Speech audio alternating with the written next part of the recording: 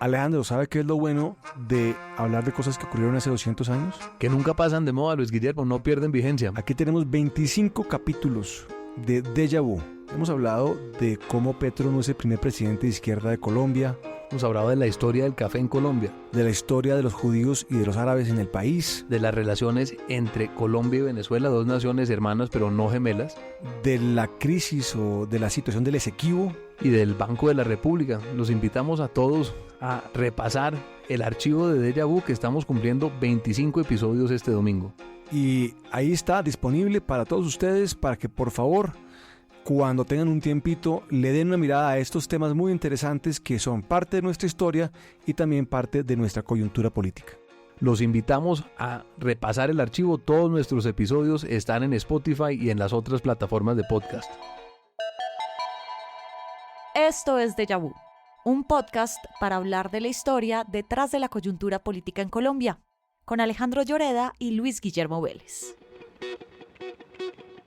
Hoy, golpes blandos, duros y autogolpes. Bienvenidos.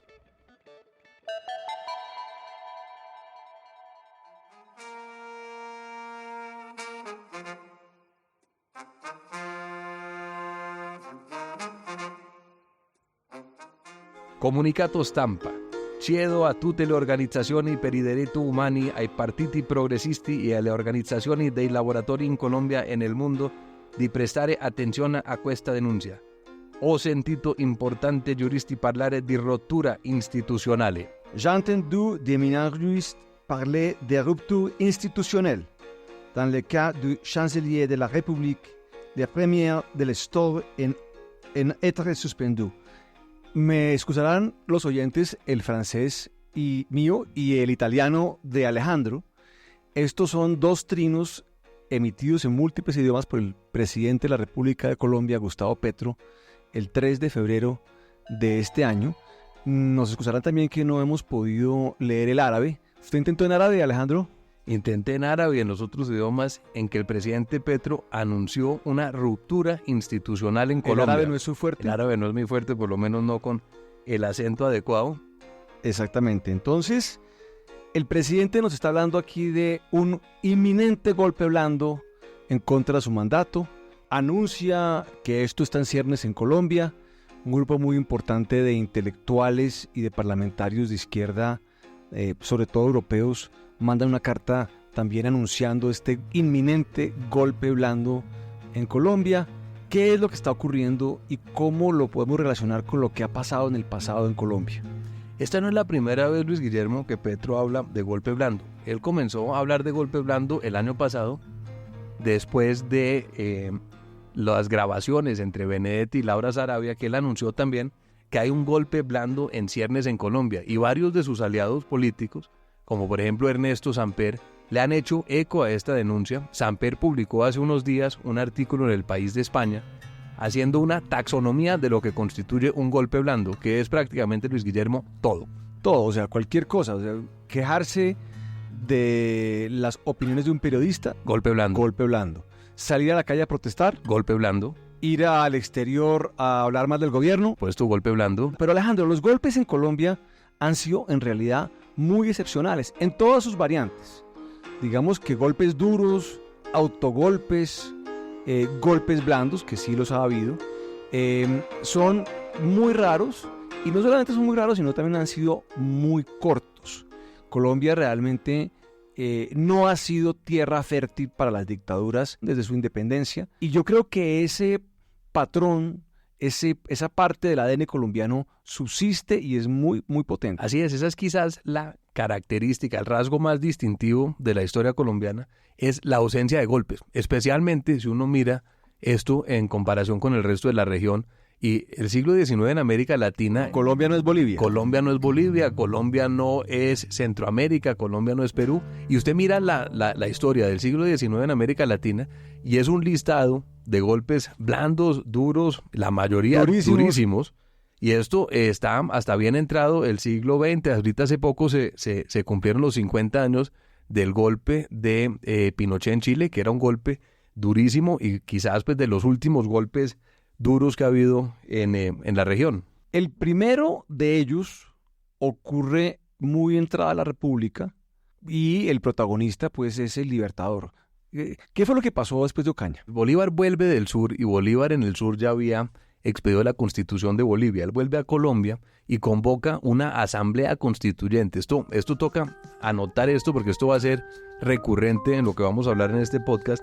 Bolívar convoca una asamblea constituyente en Ocaña para modificar la Constitución, para que esté más en línea con lo que él le había dado a Bolivia, pero esta constituyente en Ocaña, la asamblea de Ocaña, no le funciona. Bolívar está esperando en Bucaramanga. Él tiene allá el famoso diario de Bucaramanga, mientras sus amigos en Ocaña le empiezan a decir: mire, Libertador, esto no nos está volando, la oposición de los santanderistas está muy dura.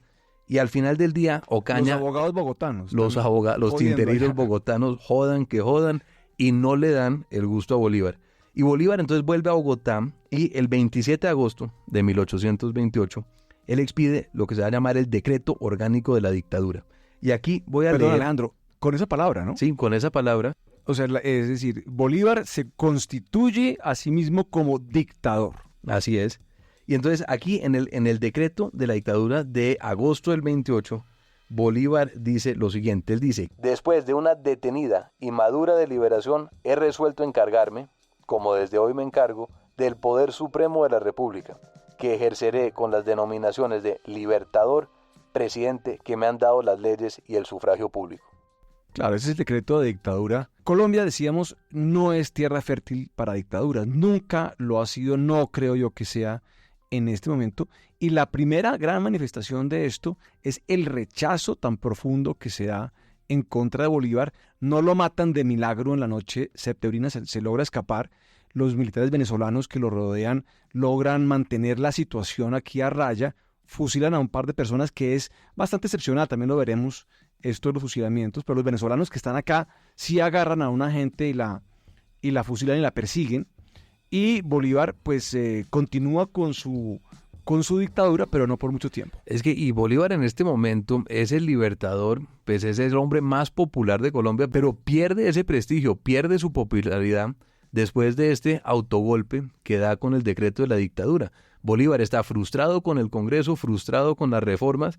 Esto, por cierto, Luis Guillermo, cualquier parecido con la actualidad es mera coincidencia. Claro, totalmente, sí. Pero esto no le sale bien al Libertador, y este va a ser el primer golpe en nuestra historia. Sí, yo creo que uno podría decir, Alejandro, que esto es el primer autogolpe, no solamente de la historia colombiana, sino de la historia latinoamericana y quizás de la historia universal en realidad, porque las repúblicas o el concepto de la república liberal es relativamente nuevo para ese entonces, y sale mal. Entonces aquí vemos el patrón como usted decía, del tema del autogolpe, pero sobre todo que cuando se instala una dictadura, estas dictaduras tienden a ser muy cortas. Y saltamos ahora a 1854 con un némesis de este podcast, que es el general José María Melo. Así es, nosotros hablamos de Melo en un episodio anterior que los invitamos a los oyentes a volverlo a oír si les interesa el tema. El golpe de Melo es fascinante porque es quizás el único cuartelazo, es un cuartelazo, Luis Guillermo, de antología, es decir, porque Melo termina dando un golpe desde el cuartel de caballería que está hoy en día en lo que es la Plaza San Francisco frente al Banco de la República, y le da un golpe a Obando. Y Melo es un personaje, digamos, este es un un cuartelazo de opereta, ¿no? Porque esto es, Melo, que además era un tipo que era una especie como de dandy, o se creía un dandy, lleno de charreteras, parecía un general norcoreano, ¿no? Y este señor da un golpe en contra del Congreso inicialmente, en una coyuntura política muy particular que se estaba dando en las luchas entre gólgotas y draconianos, donde los gólgotas eran los artesanos de Bogotá que querían protección de la economía, los draconianos eran los liberales mucho más globalizadores, dirían hoy en día, que querían una apertura económica y querían modernizar el país, en fin, todo esto. En ese contexto es que Melo da su cuartelazo. En este momento los artesanos sentían que ni José Hilario López ni Obando les había cumplido con las promesas de cerrar la economía. Es decir, los tecnócratas neoliberales, Luis Guillermo, eran una piedra en el zapato, y estos dos generales que se habían elegido prometiéndole a los artesanos que iban a proteger la industria nacional, no cumplieron, y esto hace parte de la crispación política que se sentía en esos momentos. Esta es la primera vez que se ven unos protopartidos, esto ya es 1854, los partidos están en su infancia, pero hay una crispación política, hay unos debates que comienzan a salir de tono. Entonces, en esta coyuntura, Melo da un golpe, le ofrece el poder, esto es muy interesante, a Obando, que era el presidente de Colombia, y el presidente dice, no, a mí no, o sea, yo soy aquí el presidente, no me está yendo muy bien con esto, pero no me atrevo a volverme un dictador acá, en este cuartelazo que usted está montando. O sea, entonces aquí uno ya ve como un primer indicio muy claro de ese apego colombiano tan profundo a las formalidades legales, por lo menos. Esto es un golpe lambón, esto es un golpe de un subalterno con iniciativa. Melo da un golpe y le dice al jefe, al presidente Obando, ya, seamos dictadores, asuma usted el poder, y Obando dice, no, yo no me le mido a eso, y en ese momento Melo, que no pensaba quedarse él gobernando, le toca asumir el poder después de haber dado. De Melo estaba ya contra la pared, él estaba acusado de homicidio, el cabo Quirós, había sido un episodio muy confuso, donde un 1 de enero, una madrugada de un 1 de enero, Melo volviendo de lo que habrá sido una fiesta, un cóctel en el Palacio Presidencial. O estaba en una fiesta con el cabo Quirós, o estaba enfiestado, termina matando al cabo Quirós, y esto lo ve todo el mundo, y Melo entonces tenía un proceso por homicidio cursando en ese momento. Melo era el comandante del ejército. Exactamente, ¿no? Sí. Bueno, el caso es que Melo se convierte en dictador, decíamos, de opereta, y toda la institucionalidad colombiana de todos los partidos que había, o los 2 partidos que había en ese momento en consolidación, deciden que esto es inaceptable, y entonces montan básicamente un contragolpe, un contracuartelazo en contra de Melo, y lo acaban sacando del poder, pero después de que todos se unen y lo sacan del poder, deciden que lo van a exiliar, ni siquiera lo fusilan, ¿no? Que eso es otra característica, como decíamos, donde poco fusilamiento en Colombia. Correcto, y los partidos liberales y conservadores cierran filas, y ahí nace también un mito, que es el mito de que Melo era un defensor de los pobres, que Melo era una figura de los artesanos, que era una figura de protoizquierda, y que la oligarquía cerró filas, la oligarquía liberal y conservadora cerró filas para derrocar a Melo, y no lo dejaron gobernar a favor del pueblo. Eso es un mito que el presidente Petro le ha dado mucho vuelo, incluso Melo muere después en México. Aquí no lo fusilaron, pero lo fusilaron en México. Exactamente, lo fusilan en Chiapas, en las guerras de la Reforma Mexicana. Allá sí fusilan a la gente, a diferencia de Colombia. Sí, allá sí. Y Petro, en una reciente visita a López Obrador, dijo que una de sus tareas es repatriar los restos de Melo de Chiapas a Colombia, y volverlo. Creo que ya llegaron. Ya llegaron, yo no he visto. Yo no sé muy bien. Bueno, la capacidad de ejecución de este gobierno no es que sea la más destellante, pero el caso es que este golpe de Melo pues acaba muy mal y es muy corto. Sí. Esto es, yo creo que no alcanza a ser un año entre que se da el cuartelazo y que lo tumban a Melo, es muy corto. Es una tragedia también todo este episodio, porque esto suspende la constitución más progresista que ha tenido Colombia y de las más progresistas del mundo realmente en su momento, o tal vez la más progresista del mundo en su momento. La Constitución del 53, Luis Guillermo, es la primera que tiene sufragio universal masculino. El siguiente episodio ocurre unos años después, ocurriría tal vez unos 13 años después, en el 67, donde el prototípico caudillo latinoamericano versión colombiana, que, bueno, Melo podría ser uno de esos prototipos, pero el otro sería, pues obviamente, Tomás Cipriano de Mosquera. Que es una figura gigantesca. Lo de Melo fue casi accidental, pero Mosquera sí fue 4 veces presidente de la República.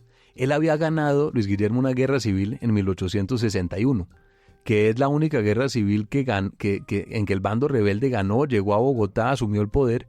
Mosquera convocó la constituyente, la Convención de Río Negro, pero la Convención de Río Negro se asusta con la figura y el poder que tenía Mosquera y expiden la Constitución federal, la Constitución ya pues, de Río Negro de 1863, que limita dramáticamente los poderes del presidente. Estos son periodos presidenciales de 2 años, no hay reelección inmediata, es un sistema federal donde los estados son soberanos. Entonces, en verdad, lo hacen expresamente para limitar el poder del presidente de la República. Entonces, en el 67, cuando es presidente, también y nuevamente tiene un rifirrafe importante con el Congreso. El Congreso no le está caminando al ritmo que él quiere, no quiere hacer las cosas que él está pidiendo que se hagan, Y Mosquera pues no tiene, es de mecha corta, como dirían.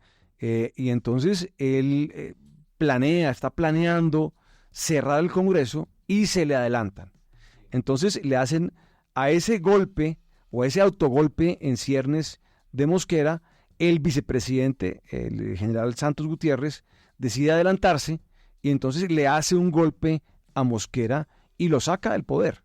Lo saca del poder y hay una famosísima foto del expresidente Mosquera jugando ajedrez en el observatorio aquí de Caldas, aquí en el centro de Bogotá, en bata de terciopelo. Sí, exactamente, que eso demuestra también la manera como en Colombia las represalias no son sangrientas, es decir, en México lo hubieran pasado por el pelotón de fusilamiento muy rápido.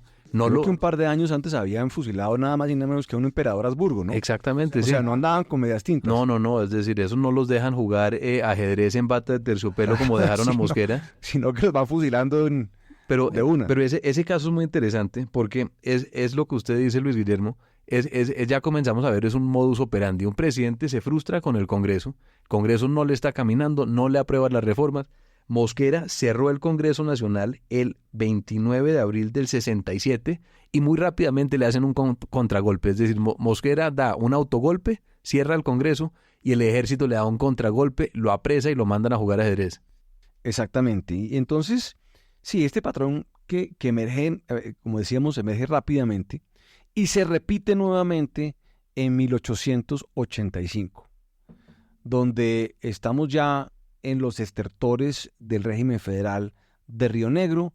El presidente Rafael Núñez ha sido elegido con una maniobra política importante, porque Núñez era un político tremendo, con el apoyo de los liberales de la costa, que se han llamado a sí mismos independientes, con el Partido Conservador, se hace elegir. Los liberales radicales están muy nerviosos con la elección de Núñez, porque Núñez había cantado lo que iba a hacer, y es que él iba a reformar la Constitución para centralizar el país nuevamente y para darle cierto orden como él consideraba. Y entonces estos señores radicales hacen también un alzamiento preventivo. O sea, Núñez todavía ni siquiera empezaba a implementar su programa de gobierno cuando esta gente decide, desde obviamente Santander y Boyacá, que han sido sobre todo Santander el departamento problema durante mucho tiempo, en el sentido de que allí se iniciaban las guerras civiles, decide que se va a alzar en contra de Núñez y le dan un papayazo a Núñez monumental. Núñez gana la guerra y en 1885 él pronuncia la frase famosa en el balcón del Palacio Presidencial después de recibir la noticia de la victoria del gobierno en la Humareda, y Núñez dice: la Constitución de Río Negro ha dejado de existir. Y uno podría decir que hay casi que un día exacto donde Núñez da el autogolpe, claro, y es el 31 de diciembre de 1884, en donde ante la sublevación en Santander y en Boyacá, Núñez opta por entregarle los parques, o sea, los fusiles y el armamento de los parques nacionales al Partido Conservador. Entonces, este caso en nuestra taxonomía de golpes colombianos, ¿qué sería, Luis Guillermo? Pues yo creo que es un autogolpe, y es un autogolpe porque Núñez prolonga su mandato. Suspende la Constitución y expide una nueva. Expide una nueva, y en esa nueva, o sea, en ese proceso de cambio de Constitución, parte de lo que acaba pasando es que las constituyentes, ya lo vamos a ver más adelante, acaban prolongando los mandatos presidenciales. Y creo que ese es un muy buen ejemplo, o digamos, muy buen elemento para medir el concepto de autogolpe ocurriendo. Vamos, Luis Guillermo, a una corta pausa y a la vuelta arrancamos ya en el siglo XX. Si quiere grabar un podcast como este, nosotros podemos hacerlo realidad. Puede grabar en nuestros estudios por horas, aprender a cómo hacer podcast y crear uno desde cero. También tenemos espacios para cuñas como esta. Toda la información la encuentra en nuestra descripción. Estamos de vuelta, Luis Guillermo, ya en el siglo XX, estamos en el año de 1900, en plena Guerra de los 1000 días, y en ese momento gobierna un anciano que es el presidente San Clemente. ¿Qué edad tenía San Clemente en ese momento? San Clemente debía tener tal vez 80 y pico de años. Pero lo curioso es que en ese momento San Clemente tenía 80 años y la expectativa de vida promedio de los colombianos era de 40, es decir, él doblaba la expectativa de vida del colombiano promedio. Sí, ya se creía que estaba un poco senil. El caso es que por cuenta de su edad le tocaba vivir afuera de Bogotá. Vivió primero en Anapoima y después se fue para Villeta.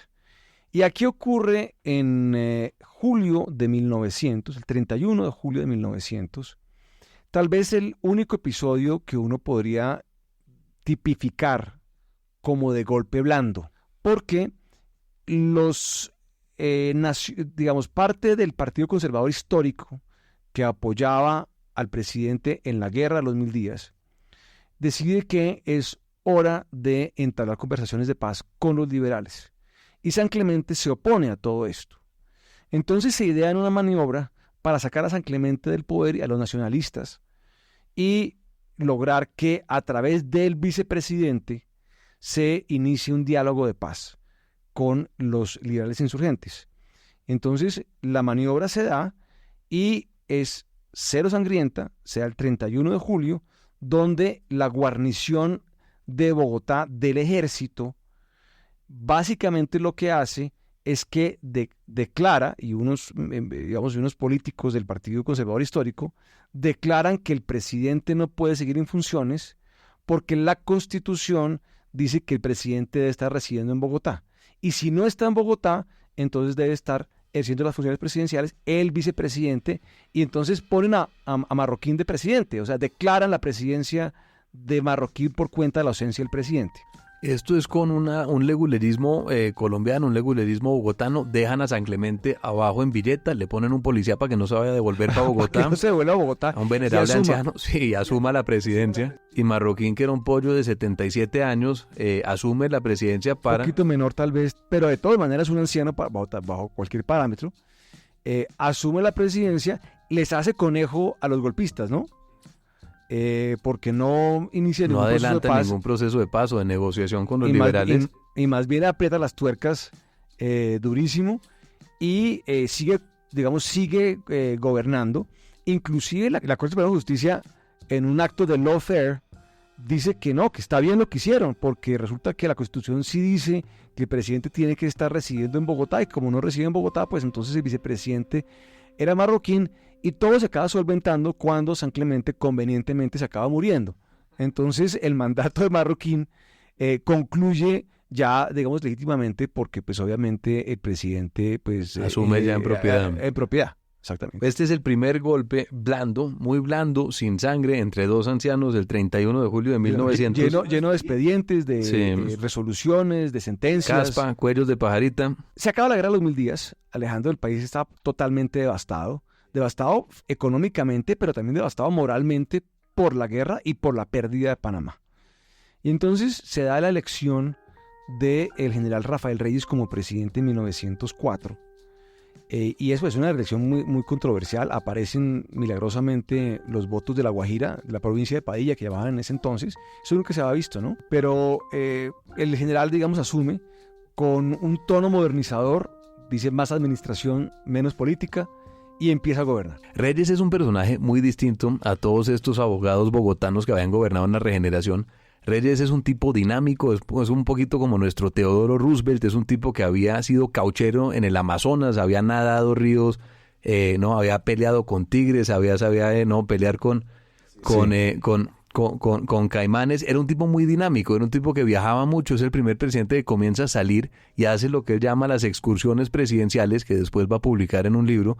Y recordemos que antes de eso Miguel Antonio Caro se preciaba que no había conocido ni siquiera el río Magdalena. Entonces Reyes entra como una bocanada de aire fresco. Es un tipo de una generación más joven y él está interesado en reconstruir el país después de la guerra de los 1000 días. Claro.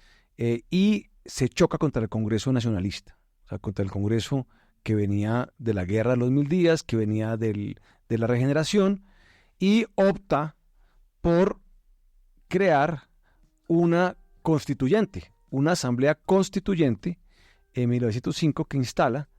Y esa asamblea constituyente la conforma ya no con gente exclusivamente del Partido Conservador, sino con 2/3 partes de conservadores afines al proyecto reyista, de Reyes, y una tercera parte con liberales, lo cual era una ruptura frente a lo que se había dado durante casi 25 años. Era lo que habían pedido los liberales en la década anterior y lo que nunca les dieron en la regeneración, lo que motivó también de cierta manera la guerra de los 1000 días. Entonces le dan participación política al Partido Liberal en esta asamblea constituyente y legislativa.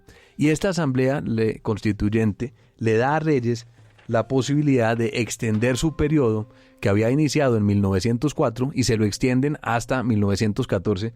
Y aquí voy a leer, Luis Guillermo, el acto legislativo 5 de 1905. Es muy curioso porque es quizás el único acto legislativo en la historia de Colombia que tiene nombre propio. Entonces el artículo 5 dice, y aquí abro comillas, dice: el periodo presidencial en curso y solamente mientras esté a la cabeza del gobierno el señor general Reyes, durará una década que se contará del 1 de enero de 1905 al 31 de diciembre de 1914. En caso de que el Poder Ejecutivo deje de ser ejercido definitivamente por el general Rafael Reyes, el periodo presidencial tendrá la duración de 4 años. Alejandro, veredicto. Esto, veredicto, diría yo, que es un autogolpe no muy exitoso porque Reyes no llega hasta 1914. Claro. Sí, Reyes es otro elemento de estas taxonomías colombianas. Sabemos que los golpes son pocos, en número, duran poco, están arropados obviamente de un soporte jurídico bastante denso. La Asamblea Constituyente se vuelve un mecanismo para gobernar y para extender los mandatos, pero en este caso en particular lo que acaba pasando también es que estos dictadores pues duran poco porque pierden rápidamente el apoyo político. O sea, las bases que permiten que se dé el golpe o se dé la prolongación del mandato, se erosionan muy rápidamente, y eso fue lo que le pasó a Reyes. En 1909, Reyes está tratando de recomponer las relaciones con Estados Unidos y con Panamá, y el Congreso usa eso como excusa para volteársele a Reyes. Reyes pierde rápidamente todo el apoyo en el Congreso, todo el apoyo popular, los estudiantes salen a marchar, y ante la oposición en las calles, Reyes no ejerce la represión. Reyes decide básicamente renunciar y se va para la costa, coge un vapor en Santa Marta. Y se va para Europa. Y se va para Europa. O sea, abandona el cargo prácticamente. Abandona el cargo, exactamente. Sí, y entonces se va y no concluye su mandato. Entonces, aquí ya vemos este patrón emergiendo, y el siguiente episodio es súper interesante porque tiene muchos visos parecidos a lo de Reyes.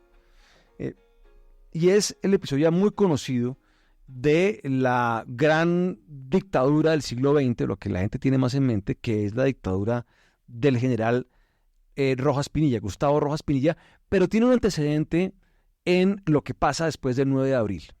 Así es, pero incluso antes de llegar al 9 de abril, Luis Guillermo, hay una nota al pie de página, hay un golpe que no pasa de ser una nota al pie de página, que es el cuartelazo que le intentan dar a Alfonso López Pumarejo en 1944, que es el golpe de Pasto. No, estos son unos oficiales jóvenes en Pasto, encierran a López en su cuarto de hotel, esto dura un par de días.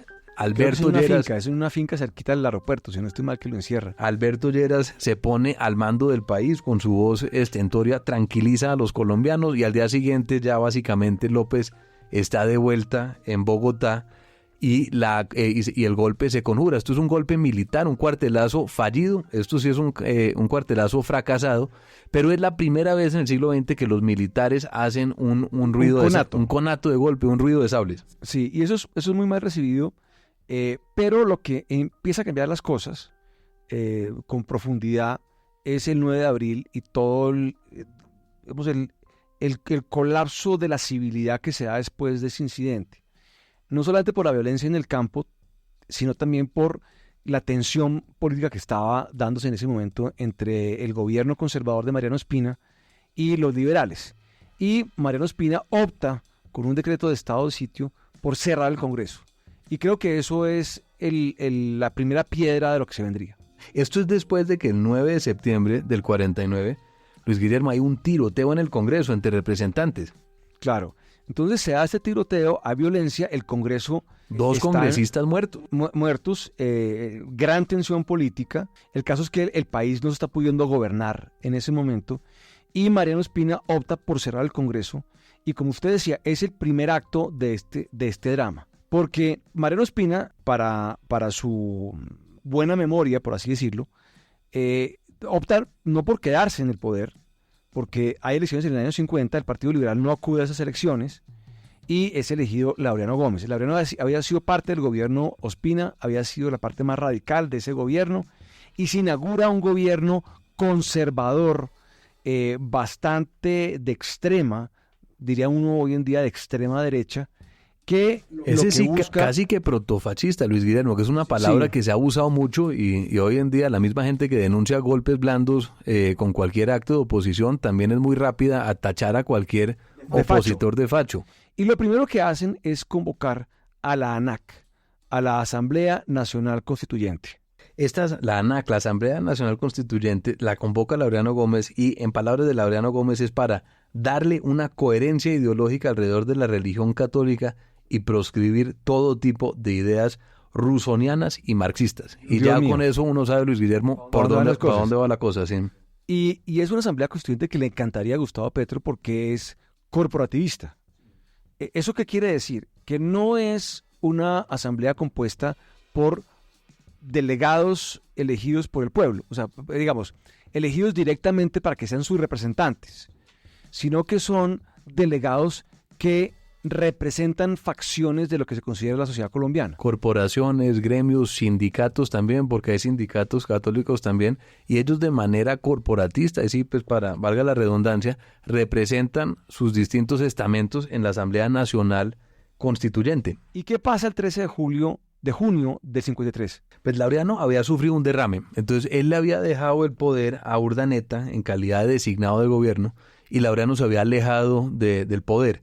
Él reasume el poder porque considera también que Urdaneta se le está torciendo un poquito, como decíamos antes, pero el 13 de junio del 53 le da un golpe de estado el general Gustavo Rojas Pinilla. Sí, Laureano le pide a Urdaneta que saque a Rojas. Rojas era una persona popular, importante, poderosa en las fuerzas militares, que saque a Rojas porque no le gusta a Rojas, y Urdaneta se niega a sacar a Rojas, a destituirlo de la comandancia del ejército o de las fuerzas militares, y en ese momento Laureano llega, ese 13 de junio, llega y retoma el poder, saca a Urdaneta, y cuando va a sacar a Rojas, Rojas se devuelve de Melgar y se toma el poder. Pero aquí hay una lista interesante. ¿Usted sabe quién fue el ministro de guerra que Laureano nombró para destituir a Rojas? Fue el señor Jorge Leiva, padre del actual canciller Álvaro Leiva. Ah, caramba. Es decir, los Leivas se prestan para hacer lo que nadie más, lo que nadie más se lo atreve. que nadie más se atreve, ¿no? Y que lo notifiquen en la tumba, habrá dicho Jorge Leiva. Sí. Pues entonces Jorge Leiva destituye a Rojas y eso desencadena el golpe del 13 de junio.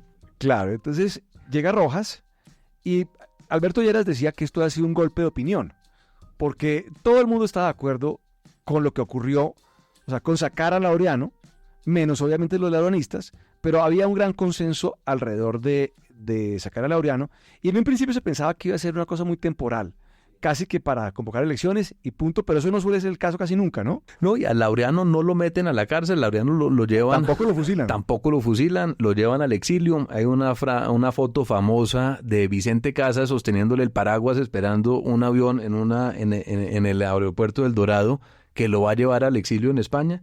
Y en eso pues queda gobernando Gustavo Rojas Pinilla y lo legitima la ANAC, es decir... La ANAC. Eso es una maniobra bastante habilidosa por parte de Rojas, porque Rojas se encuentra que no tiene Congreso, que ha llegado de facto al poder, y entonces, pero sí encuentra la ANAC funcionando. Y él gobierna con la ANAC que había creado Laureano para su constitución, termina, ¿no? Sí, siendo funcional a los intereses... Nadie sabe para quién trabaja. Exactamente. Y de los primeros actos de la ANAC es legitimar el mandato de Rojas.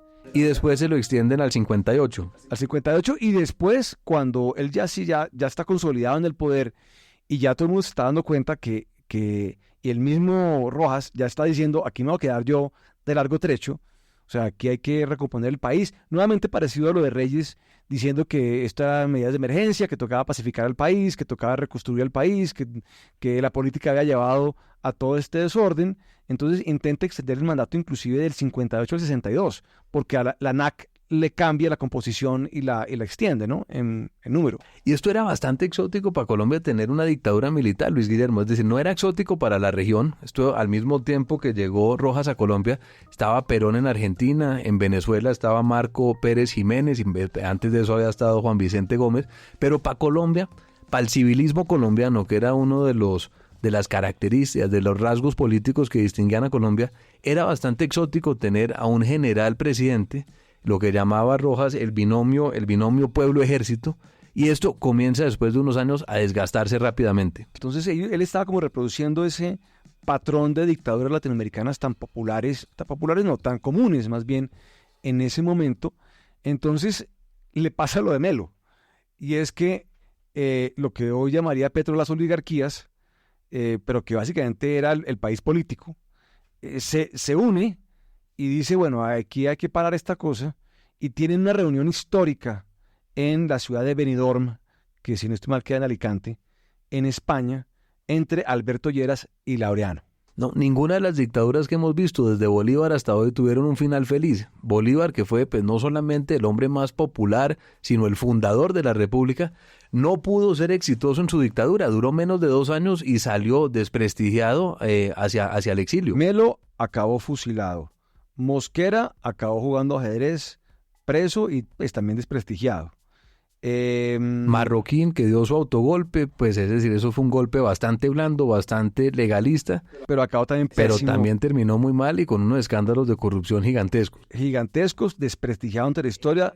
Y saltamos a Rojas, que tampoco tiene final feliz, porque después se reencaucha y todo esto, pero lamentablemente el tema de Rojas pues acaba en la detención de sus nietos pues por actos de corrupción. Entonces yo creo que hay un muy claro patrón de cómo en Colombia, como decían Alberto Lleras, no ha sido Colombia tierra fértil para dictaduras.